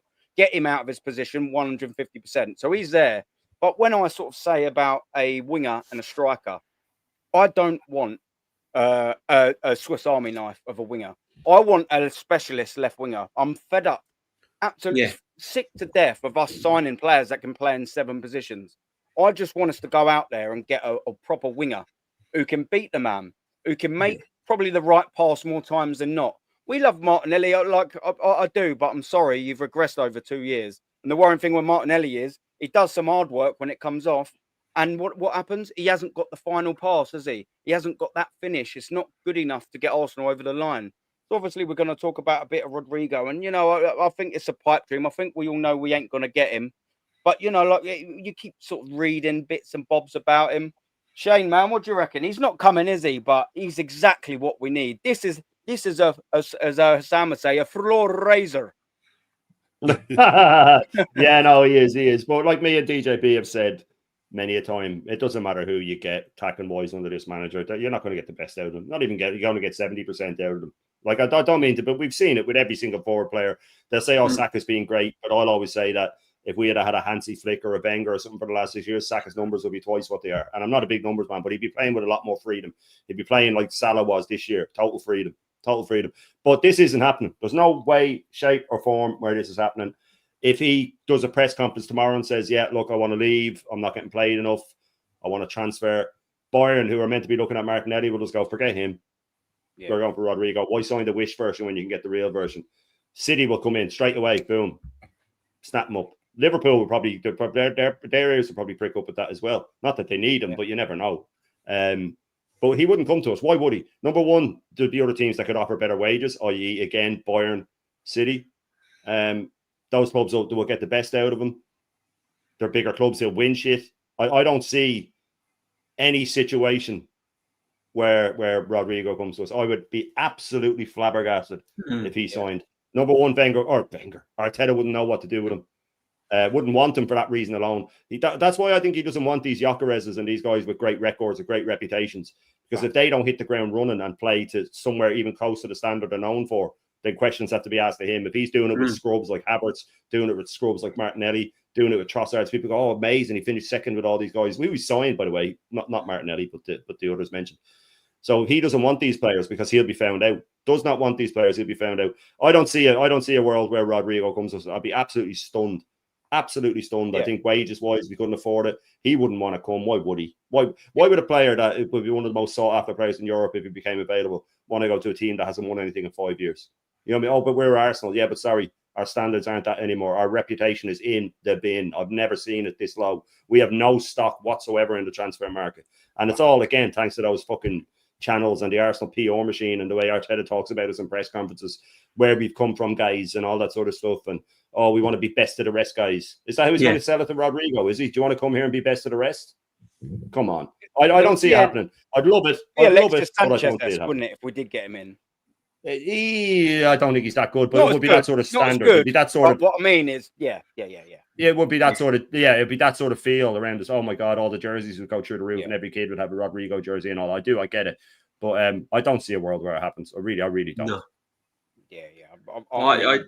To me, this is a pipe dream. This is This is all you're living in hope. There's no way we're getting Rodrigo, Eze, Cesco. It ain't happening. This guy ain't happening. Realistically, I'd have liked to have thought we could have probably gone in for Anthony Gordon or someone like that, who would have been a realistic target from Newcastle. But that looks like that's not going to happen. And again, why would he leave Newcastle? Champions League football, it ain't going to happen. No, this ain't happening. This ain't happening. What is worrying, if Martinelli does get sold, which I think we may have to. I mean, if we're going to go for someone like him, we've got to probably release 2 or 3 players. Martinelli will have to go, Trossard. These sort of players are going to have to go to get this guy in. Do you know what makes me laugh this quickly, D? Yeah, we've got all these top idiots, telling us we need to wait till the 1st of July to sign all these players, which is only under 2 hours away, by the way. So be prepared. In 2 hours' time, there's going to be about 10 signings. Absolutely, everyone's coming in 1st of July. What about the sales? We could still make them. Exactly. This is what I've been banging on about. This is what I've been saying all along, and I've been saying it from the start. In order to get players in, we have to let players go. And I know a lot of the Arsenal fans don't like to hear it, but we have to. You cannot get players like these guys in and have Martinelli still at the club, Trossard. I mean, we've still got Jesus there. We've still got all these players on high wages. You got Tommy Asu who played 6 minutes of football, 100 grand a week. We give him a pay rise during that. You got Kivior bumping up to silly wages when he came in at like, I don't know, 8-10 grand. Yeah. We still got the likes. He was on 2. He was on 2. He was Kivior at Spezia. Yeah, 2 exactly. grand. He went up to 56. Exactly. So this guy, unless we get rid of players, we ain't making a serious effort to sign this player. We can't. Facts. We can't afford him.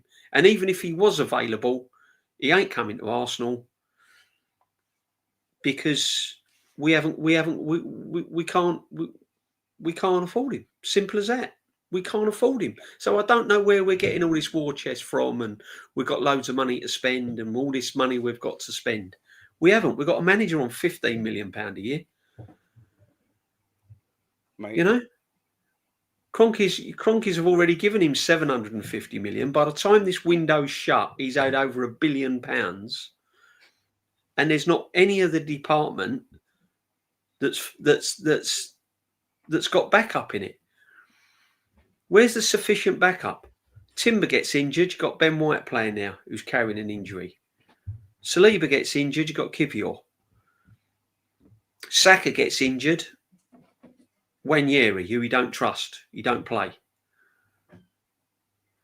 It's just crazy. So yeah, no, he ain't coming, man. He ain't coming. It's simple as that. He ain't coming. As I said, we should have probably gone for Anthony Gordon if we'd have really been struck on a left winger. You know what's going to happen though? We're going to be forced to keep Martinelli. I think we're going to be in a position where we're not going to be able to sell him. At first, I thought if the right offer comes along, the club will get rid of him. But I think now, as the summer goes on and we're getting to the 1st of July, and before you know it, we'll be in the middle of July and in 4 weeks away from kickoff. I think we're going to be forced to keep Martinelli, and I think the manager's going to have to try and get the best out of him. Bruv, I think we're probably going to end up having this guy leading the line, to be fair. Do you know what I mean? This is who we're going to have up top. I'm not even joking. He's out. I'll tell you what, he's out. Gooners. He's our 10:55 p.m. deadline day signing. Telling you. Yeah. 150%, man. It wouldn't surprise a single person if he walked through the door. Not a single person. I'll go, yeah, it sounds about right. It just does, doesn't Sterling it? For 26, you can just see 25, 26, Raheem Sterling. Yeah. This is this guy here. Well, listen, Arteta picked up the phone and said, I looked at Hom and I knew he was the man. He looks good, doesn't he? I mean, you imagine him selling on his subscription of Hom, isn't it? Oh, the merch will fly out.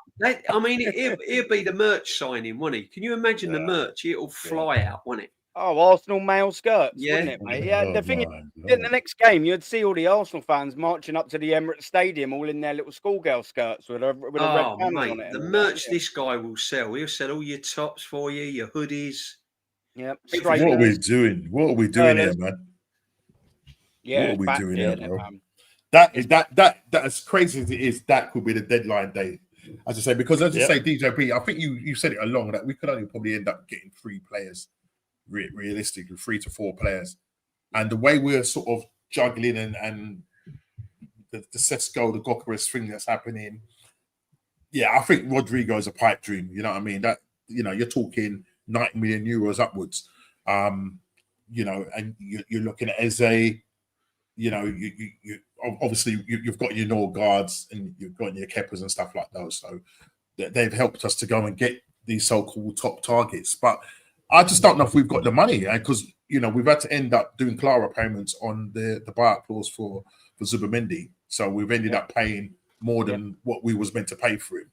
So it just makes you laugh. And then I think the big issue is the wages. The wages is really have crippled us this year, and you're going back 2-3 seasons, and it's just under the tenure of Edu and Arteta is the one that has the last say on he said it, that I do, that this was back in July 2020, he said, I do have the last say when it comes to saying, yes, this is the person I want through. But you just look at the weight that these bang average players are on, and you're thinking there's no way. Because, I mean, listen, Kai Havertz, his contract runs out in 2028. guys. Yeah, Yeah. He's still got. I think you brought it up in your streams many a time. I'm going to get it right up now for Right, everyone to have a little look. Right. So, 50. He's still got something like 50 odd million left on his contract. That's crazy. It's madness. It's crazy. Absolute mad. Yeah, this is at the start of last season, so some of them will come down. They haven't obviously, They're probably another website I could use, to be fair. Right. But yeah, at the time. But yeah, like either way, the contracts are still relevant. You can just take a couple of quid off. Do you know what I mean? But yeah, 280k. This is what's done us with the strikers. You know, we've had to do last year. Look at the state of it. Look, 280. You've got 1, 2, 3, 4, 5, 6 players. Is it 6 players over 200,000? Jeez, 4, 5, yeah. And 5. Sorry, 5. But that doesn't include Gabriel Magalhaes's pay rise either. Oh yeah. So you know what I mean? There's another one that he's going to be on the 190s, knocking on them doors. Oh yeah, 100%. And then Saka, don't forget, if he signs obviously as well, and even if Saliba re-signs again, they're going to be in the 20s maybe for just want to throw something out there, Aaron and DJ being Sean. Say Sean Shane because I keep seeing Sean's name in the chat. I keep saying Shane. Sorry, Shane. Right, listen. It makes you wonder, right? If something, it makes you wonder, yeah, because Gabriel Magalhaes has signed this deal. If he was to put money on it, because obviously we know that Saka's come through Ireland and all of that, star boy. I'm listening. I'm getting another drink. Yeah, he loves the club and all of that. In your mind's eye, if you was a betting man, you probably are a betting man, but if you was to say who would be likely, if somebody said who would be likely to sign first or a new contract, would you have said Saka before Gabriel Magalhaes, knowing what he was linked with the Saudi league, and there was one point we thought he was going to go? Would you have said that Saka would have probably been the most likely one out of the 3 because all their contracts finished around the same time, 2027? Would you have said in your mind's eye that Saka would have probably been one of the first to sign the dotted line? Yeah, maybe though. Maybe they're saving it for if there's a disastrous transfer window announced. No, that's what. So, are we saying that it is signed, or is he? Or are we saying that Saka looking at this with side eye and thinking, "Hang on a minute, what are you guys doing there?" That has to be part of it. It has to be part of it, Norms. I'm just. Does he want to be another Harry Kane? Yeah, I don't think Saka wants a Kane situation. I think Saka's going to really look at the next season. I reckon the injury as well, DJ. I reckon he's sat down. I reckon he's spoken with his agent, whoever, his advisors, and they've probably said to him, "Look, this is how old you're getting now. You're reaching your pinnacle of your career." Yep. And if he's sitting there and he's not won a trophy for Arsenal Football Club next season, whether he's star boy or not, he's going to want to move on. He's going to want to go to Barcelona. He's going to want to go to Real Madrid. He's going to want to go to Liverpool. I reckon he'll end up at Liverpool. I reckon he could be Salah's replacement if we ain't won nothing. And I know Arsenal fans are going to go, "What's he looking on about? What's he don't know what he's talking about?" Because it's star boy and it's their, love child. But at the end of the day, he'd be well within his rights, DJ. He'd be well within his rights to go leave and win trophies. Well, at the end of the day, Declan Rice left West Ham. Yep. He'll be knocking on the door. Saka's not going to hang around Arsenal Football Club. Saka wants trophies. Saka wants a medal round his neck. Yeah, like all players. He wants wins. And he doesn't want another devastating injury either, DJ. Exactly. He's got to protect himself, and he's got to protect. Yeah, no. What as well is it comes back to the point I make a lot as well about. Obviously, we know we've still got Saliba left and Saka to do as the big boys, obviously, to tie up their deal. They were all well within their right as well to sort of go. Saliba, well, I'll tell you what, Arsenal. I'll tell you what. Let me see what you do in this transfer window. Let me see your ambition. Let me see the signings that you want to bring in to show me that you are ready to compete and win things. That's what I'll be doing. I think Gabriel, and we've said it loads of times, I'm absolutely buzzing that he signed the deal. Of course I did. But then it also does make me have a little question of him. And by that, I mean, we should be showing him the ambition first. It's all player power now. And for him, I just think, if it was me, I'd be going, yeah, all right, I'll tell you what. Well, I want to win trophies at the best football club. And if you ain't going to do that for me, I'll move. Yeah. And I want to see what, because if we was to have another Calafiori window this summer, we'll go that way and fast. And that would say to me as a Saliba and a Saka, supposedly that's what we got at the moment, people. though, Aaron, isn't it? Yeah. There we go. Now, mate. What you're telling me that you're going to bring in fucking Norgard? You're going to bring in Kepa Arrizabalaga. Yeah. You're going to bring in a 20-year-old centre back that no one's heard of, and you're going to convince me that that's good enough to challenge next year? No. When he's rocking up, when he's looking over his shoulder, and Liverpool come into town, and they've got Wirtz, Gawkarez, all these players rocking up, and then he plays Man City a week after. Yeah, and he's looking at their lineup as they're coming out the changing room, and they've got more quality on their bench than we have in our starting 11. That is ridiculous. And he wants to play, and we're expecting this young man to finish his career at Arsenal. It ain't happening. Ain't happening. And you would hope that these guys would force the hand of the club, because they are key players. You know what I mean? And you would like to keep them, but I think they need to. They need to sort of step up and say, listen, this can't. We need to hold out. If you can't guarantee me that you're going to bring in a top striker, a top attacking players and whatnot, then bro, listen, I'm just going to let it. Look at this. Look. I'm just going to let the contract run down or whatever. Look at this. Yeah, and this is all self-inflicted. So when we come into this situation, there isn't we came into it like it. Yeah, guess what? In 2019, Arteta did come into a club full of inflated wages with average players. Guess what he's done 5.5 years later? Have a little goosey, ladies and gentlemen. Have a little goosey. There you go, Havertz. He gets a pay rise for some strange reason. You got Gabriel Jesus goes from 90 to 265. You got Declan Rice quadrupling his wages. Odegaard goes from 80 to 115 to 240 for whatever batshit reason he's done that for. I don't know. You got Thomas Partey, whatever. You got a couple of whatevers in there. Saka goes from 10 to 70 to 195. We're whatever when they're producing. No one cares. Martinelli, 30, 70 under the Unai Emery season. And then he has one good season under Mikel Arteta, which he was tried to be replaced with Mudryk that same season, by the way. Don't forget that. They give him 180. Straight off the bat. Why not give him... Why is his next pay rise not 120 from that? But all of a sudden, we give him the blockbuster wages, 180. Tierney was the one for me, though. Yeah. Luis Diaz at Liverpool was on 55k a week. Who's the more sellable asset?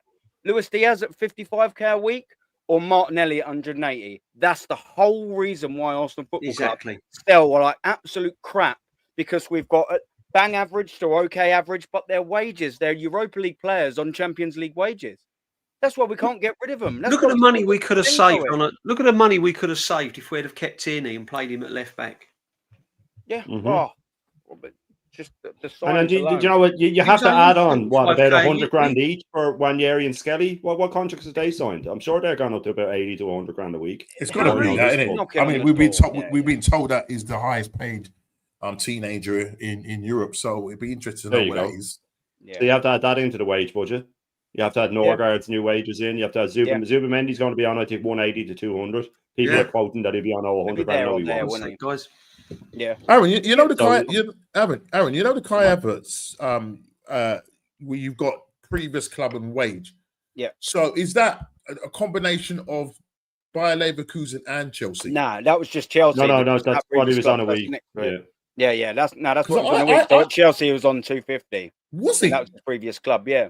Wow, I thought he was on less than that at Chelsea. Yeah, the one you have to look at is the Kivior one there, Norms. Two and a half grand a week up to 58 grand a week. I've seen that. Yeah, that is insanity. Tomiyasu was on 11. We sign him and put him on 55. I think that's fine. To be fair, that's cool. Yeah, fine. He spends most of it injured, and then whilst he's injured, we give him a 45% pay rise, and he's played 6 minutes since. Well done. We wonder why we're screwed as a football club when this football club double the players' money and they get 6 minutes of football out of him. Crazy. We give him that contract extension while he was injured. It's just come on. What are we doing here? We've got Raya, quadruple your wages. You know what I mean? You've got Magalhaes, I think that's sensible. Trossard, and a couple of them are sensible. But look at the Calafiori. He was on 11k. Give him 11 times what he was on. 11 times what he was on. 20k. Come on. 11 so now, if he doesn't work out next year, and this is the problem with this, if he doesn't work out next year, Calafiori, if he doesn't actually kick on, who's buying him for 120k a week? No one is the answer. No one is. Not with that injury record. Not with that injury record, mate. Yeah. Well, we Look, bought the him with that injury for the record money. once. He had missed Which is crazy. 554 games. Which is before we crazy, signed him. guys. Which is crazy. It's lost Norgard of has a the very loss recent of the injury loss. record. Norgard's injury record recently has been pretty bad. He had 3 bad ones when he was young, which have been recurring recently. So we're getting another injury-prone player. And then with the Norgard thing as well, which Aaron touched on something earlier that was for another player, which is the same thing with Cesco, that when he moves to a bigger club, it doesn't work out.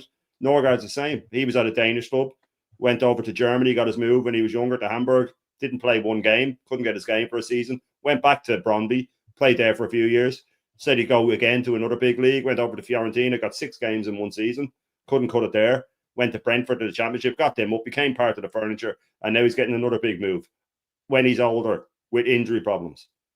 Is that going to work out? There's no way on earth that works out. There is no way on earth that works out. This is what we're doing, signing absolute scrubs, man. And he's on 40 grand a week, so everybody's thinking he'll get the same. He'll get 80. He'll get 80 minimum. You know the mad thing about minimum. this, guys. The mad thing about this year is that you're going to get Norgard that's going to come in and be earning more money than Timber. Now Timber's going to say, yo, because he's on 90k a week. Right? So that he's going to be going to his agent and say, yo, we need to ruffle some feathers here. Yeah, I'm not having Norgard coming in and earning more money than me, right? Yeah, if it is true that Skelly is on 100k and when really you can bet your bottom dollar Timber's going to want that. Okay, so you lose what's his name? Who's it? Saying he's gone. So that take the 110k off, but then Zubimendi is going to be near enough on 180, maybe 200k. Majority of this squad is going to be on 100k. Yeah. No, to be on about an average of 160, 180, I'd say, throughout the squad. Where Villa's highest paid player is 150 grand. Newcastle's highest paid player is 160 grand. It's totally out of control. It's totally out of control.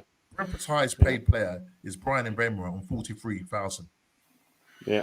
And the man's got 20 league goals. Kai Havertz, what are you doing, man? What are you doing? Yeah. Mate, like I said, like you mentioned earlier, and we've all said it plenty of times, the Havertz and the Jesus one, that set the precedent of wages. That is it. When a Cesco comes in or a Gawkarez comes in, hopefully Gawkarez, not Cesco, and I'll touch into that in 2 seconds because we'll switch over to that. Yeah.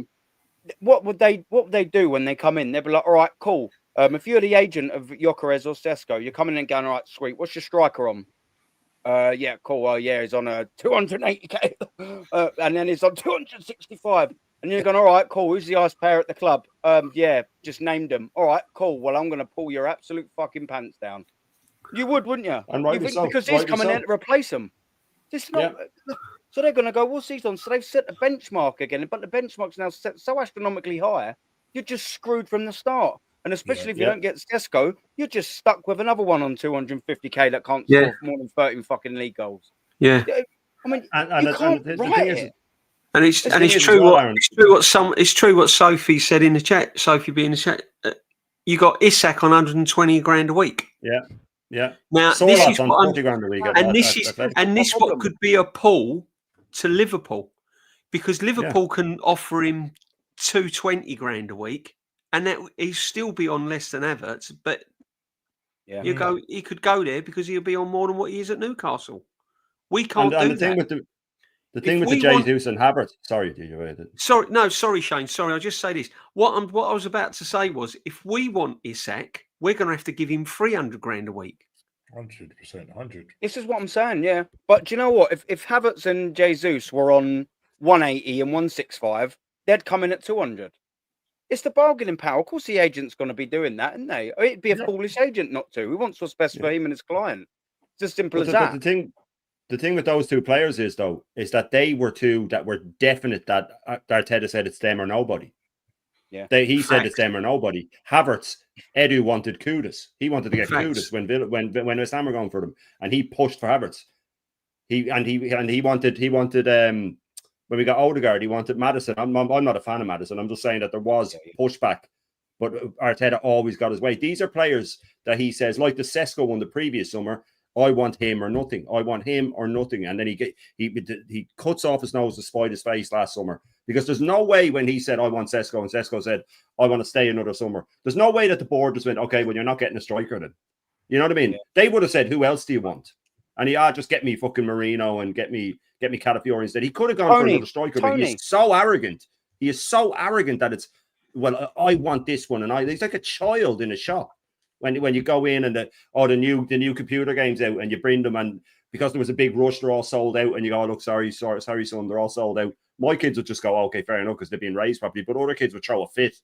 And you go, well, I want that one, and I'll get you something else. No, I just want that, I want that. These are players that he's insisted on, and that's why the wages have been inflated, because they've gone for them and they've gone, but we have to get this player for him, and they keep pushing for the wages. There's no other explanation for these. They haven't got pay rises while they've been here. That's what they came in on, man. This is the money they came in on, because he insists on certain players. You look at City with Cherky and Reinders. They went for Wirtz. Wirtz went, well, I don't really. They went, right, move on. We've got someone else lined up. This is what Bert is trying to do, I think, with players going for 2 or 3 players in the same position. I like that, keeping someone backed up. That's the way a club should roll. You know, we'll go for Eze with the Rodrigo one's not true. We'll have a look at Lookman, and we'll have a look at. So if one of them falls through, you've done a bit of the groundwork already with one of them. That's why we get left bollocks a lot of summers because he's insisting on player. Then we don't get him. Then we're stuck. Then the club know, like Leipzig know. Well, you've made it blatantly obvious over the last 2 years that you want Cesco desperately. It's Cesco or nothing. We'll just up the price. And Cesco's agent's going, we'll up the wage. You've made it really clear. Now Bert is coming in trying to clean up his mess. And if Arteta doesn't get his toy for the first time and gets someone else instead, because someone else goes over his head, let's see how he reacts to that. He'll just drop them. He'll treat them like shit, like a child again. If he gets a striker that he didn't want, well, I'm not playing him. You'll wait and see. Havertz will start up front next season, no matter who we get, by the way. Even if we get Gawkarez. Yeah, of course he will. Because remember, Gawkarez and Cesco are not better than him. Yeah. Yeah. Oh yeah. He will be. According to him, he will be our number 9. So what's the point? Why are we going for all of this rubbish then? Yeah. If this is what it is, if you've got insider information, why are we wasting our time? Do you know what? I just don't understand the nonsense. And I mean, I've said it to Aaron many a time that I reckon we're only going to sign free players. DJB, you've been saying it. I've been saying it. Eze, so long. If we get Eze, Zubimendi, Kepa, Norgard, all right, 4. That's it. And maybe throw in a silly little loan, a Madwakey. And a little loan, probably a little loan sign. As long as it ain't Garnacho, please don't let that geezer. Well, we'll have to buy him. We need to fund Gawkarez to United. He's strongly linked with Chelsea again now, isn't he? Yeah. Is this talk? Yeah, no, we'll have Madueke on loan or something. Or Jackson. Or Nicholas Jackson. Or Jackson on loan. Calvert-Lewin on a free. Yeah, no, with Pedro. Calvert-Lewin on a free would be Arteta's ideal window. That'd be Arsenal's window, and people are going to say, "Oh yeah, but you're negative. You're negative." Okay, well it's the 1st of July. Why ain't we got a striker? Why, if we've been linked with a striker for nearly 2 seasons, why going into the 1st of July when we desperately need one, we haven't got one? Tell me, give me one. Convince me why we haven't got one. I'll go in somewhere to say that. But first off, 330 in the building. Big up to you, everyone that come over from Pots. Large amount of you stayed. I'm absolutely buzzing with that. Smash them likes up. Appreciate it as always. And don't forget as well, ladies and gents, there are links pinned for these 3 guys. Please, if you could go and give them a subscribe as well, that'd be absolutely grateful. Yeah, but I'll show you why. Yeah. So there's obviously a lot of the top gooner thing going on, and I would say we're called negative. I'd call us logical more than anything. This is what we want, yeah. And this says everything you need to know about what type of fans we are. This is what we want, yeah. We want a Victor Gawkarez, and we'll just do league goals, yeah. We'll just do league goals over the last 3 years. I think that's fair enough to say, and obviously age has got to go into it as well. Here we go. 21. In the championship. This is Victor Gawkarez, of course, yeah, who's 27 years old, not 37. People always seem to forget that. 27, prime time to get the striker. 21 goals, 10 assists in 46. Cool. Then he moves to another league, top division, not like the championship, even though it's a very tough league. He gets 33 games, he scores 29 goals, and he scores assists for 9 as well. So he's progressing. He's playing for a team, he's competing for a title, and his numbers are going up. What happens? Oh, yeah. 33. Oh, he scores 39 this season. Then he scores 8 assists. And he doesn't do too bad in the Champions League, really, either, if you can see. That's not bad numbers whatsoever, including a hat-trick against Man City. Not bad numbers down here as well. So we're looking at the geezer for everyone that ain't done the quick math. It's 89 league goals for Victor Gawkarez in the last 3 seasons, unproven in the Championship. This is what top gooners want, yeah? And this is why I like to do this and put it on screen, because I always say this phrase, people listen with their eyes now. They stopped listening with their ears ages ago. Way, way, way long ago. This is what we want, 89 goals, yeah? 89 goals, progressing every season. Bear that in mind. 89 goals, progressing every single season. This is what Arsenal, the top gooners, want. Because he's got blonde hair. League 2. All right, okay, cool. Bundesliga, that's not the German league, by the way. No. That's the Austrian one. Yeah. Cool. 16-4 in 30 appearances. All right, sweet. Now you're going to move to Germany. Let's see how well you get on in a better league. All right, cool. Only 14 goals and 31 appearances then. So quite clearly, it's a bit of a hit on you when you go to a better league. And the reason why I'm saying that is because he's going to be making a move from Germany to England, which is a better league. Cool. 16 goals, then 14 goals. What does he get this season? Oh yeah, 13 goals. So not only has Cesco proved that, he goes every time he goes to another league, he scores less because he can't handle it because he's not as good. His numbers go down. You can't write it. 43 league goals, by the way. 43 league goals. So when we're showing people, we're like, Gawkarez, who's primed for now. He's not 22, he's 27. He's primed right for now. What Arsenal need at the end of their process. Primed right for now. We say, 89 league goals, proven in the Champions League. They want 43 goals and regressing in every single year and can't hack a better league. You can't write these sort of things. Like, I just think this is basic knowledge. The fact that I have to explain things like this over and over again is common worrying. sense, though, isn't it? It's logic. Mate. It's logic. Yeah. It's Worrying. logic. What you've got to look at, is you gamble with any signing you take, right?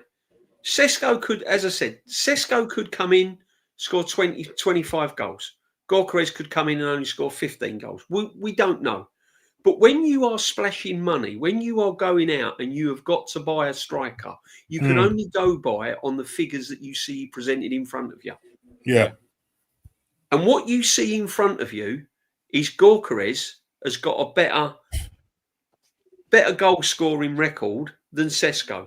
So who are you going to put your money on? What risk are you going to take? It's madness. But that's the thing. According to Top Gooners, the risk is Gawkarez. Why? Because of his age. 27? That is what they're saying is the risk. But they're happy to have Nordergaard in at 31 norms. That's what I'm trying to say. DJB, it's called moving the goalposts. Yeah? Suit their narrative. That's what it is. They're happy to have Nordergaard in at 31 and Party was 32, by the way. Don't worry, he's younger. He's younger, mate. He's younger. 9 months. 9 months difference, age difference. So they're saying about, but Gawkarez is 27, but we'll have Norgard, we'll have Eze at 27. Right. And it's good business. It's good business. Yeah, you got all these accountants out there. So what about Gawkarez? 68 million pounds you can get this guy for. Yeah. And the longer you leave it, the price will go up. Yeah, you're sitting there, right? RB Leipzig wants between 80 to 100 million euros. This thing about the price came down, this drop. Again, it's just noise out there. Yeah. It's just noise out there. They want 80 million euros. They're saying that the what's the name is not a problem. The wage is not a problem. They've agreed personal terms, whatever. So whatever that is, I don't know. But they can't agree on the fee. RB Leipzig are basically saying, we think that our player is worth this. We want this. At that point, I'll be going, hold on a minute. All right, if you want this, there is a lot of Arsenal fans that are Arteta in that would say that they would want Gawkarez. I mean, but the majority of them would just go with the Cesco narrative because that fits. It fits the narrative. It fits the narrative. I don't know why we just didn't go for Alvarez when he left Man City. You know what I mean? Exactly. 70 million pounds. Was it 70 million pounds? Ivan Toney, Alvarez. Tony for pennies would have paid for him. Pennies. And would have probably, with his goals in the full season, would have won one of them league titles, sorry. Would have won a trophy. Probably would have done something, Yeah, would have won a trophy, Yeah. Attitude problem, guys. Well, possibly. No. You're still talking Mikel Arteta, aren't you? Cool. He would have found a way to ruin him. Your chances are better, aren't they? Your chances are better with a striker, but I'm still not 100% convinced we'd have won a trophy. You'd have liked Arteta would have probably dropped him or played a false 9 in the semi-final or something. Yeah, like in Mill Smith Rowe. Yeah. Play Aubameyang on the wing and play Emil Smith Rowe up top. Yeah, that's it. Right. Or he'd have put Party on. He'd have put Party right back, and he'd have played Havertz as a false 9, and he'd have dropped Ivan Toney to the bench in the semi-final or something. And the mad thing about it, when Havertz was cooking, he decides, right, well, I'll tell you what, I'm going to drop him in that Aston Villa game, back in the midfield, and put Jesus. And then you wonder why. Yeah, it's what he does, Norms, isn't it? No one can be bigger than the club, man. Crayon Dave, big up to you. And I'm very, very, very happy to mention this, because there is a little point that I can come back to it. And of course, it might not be in England's top league. And you're saying, my friend, thank you very much for the donation. It's greatly appreciated. I promise you. Thank you very much. And you're saying the risk is because of Portugal, not age. And I think that's a fair thing to say, to be fair. No striker has come over from Portugal and been successful in Europe's leagues, like in the last 15 years. I'll take your point. But the thing is with Gawkarez, and I will sort of say, whilst it wasn't in the Premier League, the Championship is a bloody difficult, tough league. And he scored 17 goals and 22 goals in that. So it's not as if he's not used to English football. Now, I do totally get it. You've got an easy rebuttal to come back and say, okay, it isn't in the Premier League. And I totally get you. But having 2 seasons and decent goal scoring seasons in the Championship absolutely does count for something. Like, I would almost be definitely on your side without them 2. But the very fact he's used to England in some capacity and putting the ball in the net there, You can turn that around, because if Havertz was playing in the Championship as a forward, would he have scored? Would he have got the figures that Gawkarez got? I don't think he would have done. Doubt it very much. Yeah. I doubt it very much. If Cesco was playing in the Championship for someone like Sheffield United or someone like that, Leeds, would he have got those figures? I don't think he would have done. You can only go by what's in front of you. It's like buying a car, isn't it? When you've only got so much money to buy a car, you go on what the car does, performance-wise and everything else. You don't buy it blind. Do you know what I mean? It's crazy. Crazy. Gawkarez is the better. Gawkarez, on paper, statistically, is the better striker. Yeah. And significant less risk. 100%. Simple as that. And if you're going to go and spend 65, 70 million, you take the risk on who statistically is the best. Yeah. I mean, bookies, like I always use this as an analogy. Bookies have been making billions on the same sort of logic really for years, haven't they? Going off of a certain amount of statistical evaluation to sort of go in and then with a probable ability. Likelihood is. Yeah, that's it. Yeah. Yeah. If you see something banging 30 plus goals, the likelihood is that. I didn't actually know that. Yeah, the likelihood is that they're going to probably be on that same kind of tangent. Yeah. You're comparing 2 guys where one has not got nowhere near the goal scoring ability of Gawkarez.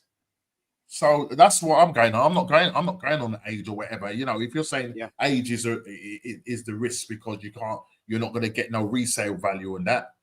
I mean, come on, man. Yeah. If he's 31 or 30 and then we was putting up this high amounts of numbers, I'd at least understand that there's a thing to say, you are wasting a lot of dough. Yeah, man. He's never going to be more primed to move or take the next step in his career and test himself at a top level than he is right now in this summer. And I'll tell you what, if Arsenal Football Club let him go to a Manchester United or, God forbid, a Liverpool, he will bite us in the arse every single game, he will. Yeah. Every single game he'll score against us. I just pray if we don't get him, he doesn't come to anyone else in England. I hope he goes abroad somewhere. Yeah. Because you can just what's going to happen, though, Aaron. You go to the Emirates, I'll go to the Emirates. If he ends up at Man United, Gawkarez, or something like that, you know exactly what you're going to be watching. Yeah. He'll slap one in. Yeah. And fair play, brother. I didn't know that. Imagine. Did you know that? Did you know he played? Yeah. I actually didn't. Yeah. That's what he went from. That's what I'm trying to say. He got sold. Yeah, that's what I'm saying. He was at Brighton. He was at Brighton. Yeah. Yeah. I don't know. So he's had a lot of loan moves, and then Coventry. He sort of hit the ground, and then once from Coventry, basically, Sporting looked at him and said, "Thank you very much. You're coming this way." I don't get bogged down with leagues and strikers, because a striker's job is to score a goal. The goals are all the same no matter what league you play in. If you've got a good eye for goal, You can play in any league. If you're a striker, you're a striker. You can adapt to any league. Look at Harry Kane.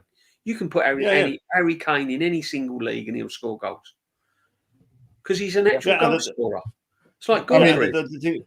We were discussing this on my channel the other day, me, Views, and Aaron, and some of the best strikers develop late. Something clicks with them. They it's not just natural to them. They have the natural ability, but they figure something out. They get a good coach. Ian Wright, 28. That's the example we use. 28. Harry Kane went on loan to Leicester when he was young. He got 1 goal in 12 games or something. Yeah, he was shocking. He went to an old, didn't he? Yeah. A lot of them. It takes them a while. They either get a coach that understands them and says, if you make this run, that run, and they go, okay, you know what I mean. And some of them, and then especially when they've come from smaller leagues. Like Gawkarez was 24 playing in the Championship, right? He must have thought my chance is gone. My chance is gone. And then he goes to Sporting, and now 3 years later, he's the most sought-after available striker around. So his next move, he is going to really think about that. He's going to think about that, and he's going to go, well, will I go to Arsenal and have my numbers fall off a cliff? Or will I go to United and have the team built around me? Because if he goes to United, every player will be told, when he makes this run, you find him. I still think he'll go to United, if I'm being honest. I think he'll end up at United as well. That's going to bite. That's going to bite us. I don't think we're in for him. Can you imagine this scenario, though, guys, in the chat? Can you imagine starting the season with no Cesco, Gawkarez at United, Man City's team, Liverpool's team, and we run out with Havertz or Marino up top? Chelsea's team. Chelsea are improving. Newcastle are going to make signings as well. The bench is like Zinchenko still sitting on the bench. Yeah. Butler, what's his name? Deji, whatever his name. He was released, though. Was he released? Oh, he's released, is he? Yeah, he's gone, yeah. There you go. I mean, can you imagine it? Yeah, I can, though. That's the worrying thing. I really, really can imagine it. So can I. Really can. I think we're going to preparing myself. I'm all casual about it. Yeah. No, I think, as I said, we go into this Man United game. The only difference is it's going to be Zuberman in that midfield. But then we have to worry. That my battery looks like it's going to go. 4 minutes, guys. 4 minutes. 1st of July. 4 minutes. Hey, we got like Christmas, isn't it? Aaron 4. I'm not. Is that what we're at? Oh no, sorry, guys. It's 11 o'clock. Yeah, sorry, Aaron. 4 minutes. Sorry, I'm in a different time zone. You ain't told us, isn't it? Hey? It's that's why he's so tanned, isn't he? He's fucked off to Spain. Hey, fuck's sake, go on a D. Yeah, man. Oh, dear, we do? Getting excited. What we do? Just quickly, Crayon Dave as well. Yeah, do you know what? That would be a absolutely phenomenal thing. Then I wouldn't mind a bit of Cesco to come in and learn, because then he's given that time. However, for me, none of us know it. None of us know how long Cesco could come in and bang, but we're just saying about the likelihood of him is not. And Arsenal Football Club haven't got the time to let a 21, 22-year-old striker take 2 or 3 years. We've been that process. Do you know what I mean? We've done that already. If it was 2 years ago, I could really more understand the Cesco thing. So I'd be like, yeah, you know, you could, wouldn't you? Because you grow with the team. You know, it's a younger squad sort of upcoming. We weren't sort of really expected to challenge for that title that year. So I totally get it then. But now we just don't need it. But yeah, we are absolutely not signing both of them. I can almost virtually guarantee you that. I mean, I'd be gobsmacked if we signed both of them. But great on Dave, absolutely. I would absolutely have that in a heartbeat. It'd just be like London buses, wouldn't it? Do you know what I mean? You wait 5 years for one striker and 2 come in 1 season. Hey, we ain't that lucky. And if we do get that, this striker will be the second striker. It won't be Cesco. It'll be Calvin the Skirt. Don't you worry about that. It'll be the Skirt mincing in. Come on, man. This is not what we want here. This is not what we want here. But listen, I'm going to wrap up there. Thank you very much for bearing with us. It's a shorter show than it usually is, but yeah, no, big up, Aaron. So hot in it here. I've gone through about 10 gallons of juice. Got another shower in a minute. Oh, mate. Like, it's just been so ridiculous. But I'm going to take this opportunity to say thank you very much for the chat, all the loyal listeners that we have here, every single stream. You're unbelievable. And, of course, everyone that stopped in over from Potsy. Greatly appreciate you even giving us the second of your time. Like and subscribe. These 3 links, all of these channels to these 3 legends, they are pinned in the comments. So if you could do that for me, that'd be great. Smash a like on your way out. And if you like what we're doing over here, subscribe to me as well if you haven't already. What have you got coming up, gentlemen, before we do our bounce? Shane? We'll go around the panel and then I'll have a look who to redirect to, which will probably be Lee. Yeah, I've got obviously the full Irish tomorrow, 10:30 every day. I have the Bruised Banana panel show on Thursday night. I've the show with me and Views tomorrow night, Clean Through 1-on-1. Nice. I think I'm on with Jez tomorrow, and I think I'm on with Lee later. He sent me a message earlier, so I won't be on with Lee later as well. I may as well. I have to stay up all night anyway. So, and I'll be probably doing a watch along tonight. Actually, I'll be doing a watch along at 2:00 in the morning or 10 to 2 for the City game because I can't go to bed because I have to stay up to go to the airport. So I said I may as well throw an L watch along and keep myself awake. So if anyone wants to come into the chat and help me stay awake, please do. Hopefully there's some good football to keep me. But this Cup World Cup's been an absolute disaster so far. But yeah, listen, I'm always streaming, so I'll always be there, and my ugly mug will be there for you to see anytime you want, man. But yeah, big up Darren for having me on. Big up to the chat, man. Absolutely, big, as always, and big up to DJB, of course, and Norm's game. Me and DJB actually have a show that will be. Or a stream. Yeah, we're gonna go through the retro jerseys, man. Yeah, retro jerseys. I'll look forward to that, man. That'd be really good. Yeah, sounds awesome, man.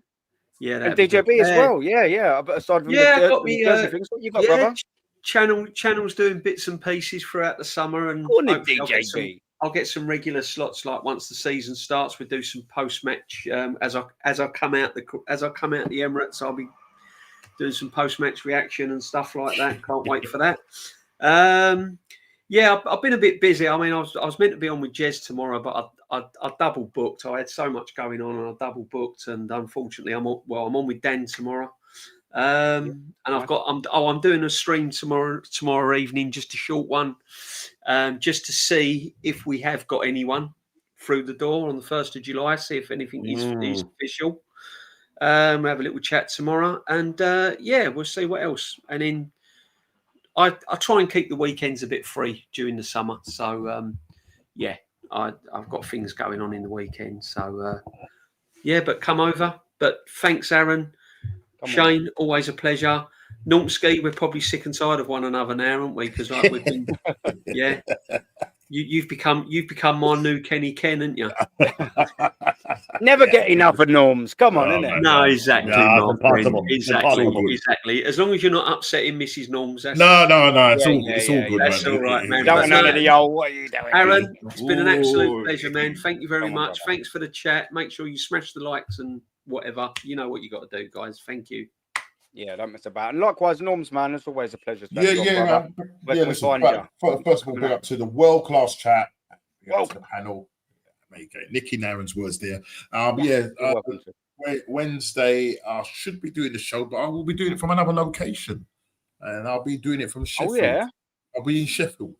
So I'll be in an hotel up there. And the reason why I'm up there, actually, we had a family bereavement. So we're going up there to obviously share, and then after that I'll be going back to the hotel and doing my show from there. What's Going On podcast at 6:30, going live at 6:30, and then the Bruised Banana show on the Thursday. So yeah, that's what I've got going on. And yeah, man, it's been great. As I said, we've been up with DJB. For 5 hour stream, like world class 5 hour stream, like I mean, I was flagging, bro. I had matchsticks in my eyes, like. I was all right, and then about midday, that was it. It just bang. Yeah. What with the heat as well, man. It was just yeah. But but absolutely fantastic. Yeah, buzzing. Yeah, wicked. And like I said, we'll leave it there. Thank you very much again. It's been wicked, and we'll catch you all very, very, very soon.